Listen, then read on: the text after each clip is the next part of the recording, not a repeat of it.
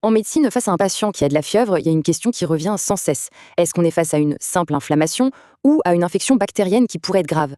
Pour y répondre, on a deux outils, deux biomarqueurs, la CRP et la PCT. Mais attention, ils ne sont pas interchangeables et ils ne disent pas la même chose. Allez, on a décortiqué ça ensemble. La CRP, c'est un peu le marqueur à tout faire, le signal d'alarme général. C'est une protéine qui est fabriquée par le foie dès qu'il y a une inflammation quelque part dans le corps. Et peu importe la cause, une infection, une blessure, une maladie auto-immune, la CRP augmente. Elle est très sensible, ça c'est sûr. Mais son gros défaut, c'est qu'elle n'est pas très spécifique. La PCT, elle, c'est une autre histoire. Elle est beaucoup plus spécialisée. En temps normal, c'est le précurseur d'une hormone, la calcitonine. Mais ce qui est vraiment fascinant, c'est que quand il y a une infection bactérienne sévère, généralisée, sa production explose littéralement dans plein de tissus différents. Elle est donc bien plus directement liée à une menace bactérienne d'envergure. Au-delà de ce qu'elles sont, la grosse différence entre ces deux marqueurs, c'est leur vitesse de réaction.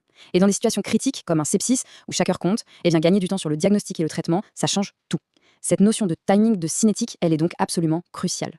Alors là, regardez bien, la différence est saisissante. La PCT, elle commence à grimper en seulement 2 à 4 heures et elle atteint son pic en moins de 24 heures. Maintenant, on compare avec la CRP, il lui faut 6 à 8 heures juste pour commencer à bouger et son pic, il n'arrive qu'au bout de 36 voire 50 heures. Le décalage est énorme. La PCT, c'est clairement le sprinter, le marqueur d'alerte précoce. Du coup, le point vraiment essentiel à retenir, c'est celui-là. La PCT nous donne un signal beaucoup plus tôt. Pas seulement pour repérer l'infection au début, mais aussi, et ça c'est super important, pour savoir si le traitement qu'on a mis en place est en train de fonctionner.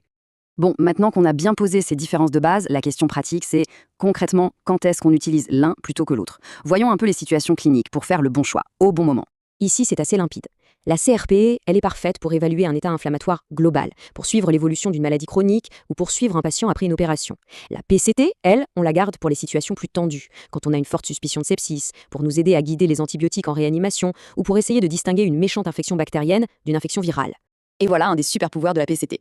Comme elle redescend très vite quand ça va mieux, une baisse de 30 à 50% chaque jour, c'est un excellent signe que les antibiotiques tapent juste. C'est un outil en or pour décider d'arrêter un traitement dès que possible et donc de lutter contre l'antibiorésistance. Un enjeu majeur, on le sait. Mais attention, il faut être clair, aucun de ces marqueurs n'est une boule de cristal. C'est hyper important de connaître leurs limites pour ne pas se faire piéger par une mauvaise interprétation.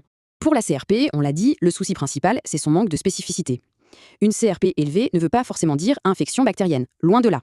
En fait, plein de situations non infectieuses peuvent la faire monter. Une maladie auto-immune, un cancer, un gros traumatisme post-opératoire. Il faut donc toujours l'interpréter avec du recul et dans le contexte global du patient. Et même la PCT, qui est bien plus spécifique, elle a ses faux positifs. Un polytraumatisé, une chirurgie très lourde, un choc cardiogénique, tout ça peut faire grimper la PCT sans qu'il y ait la moindre infection.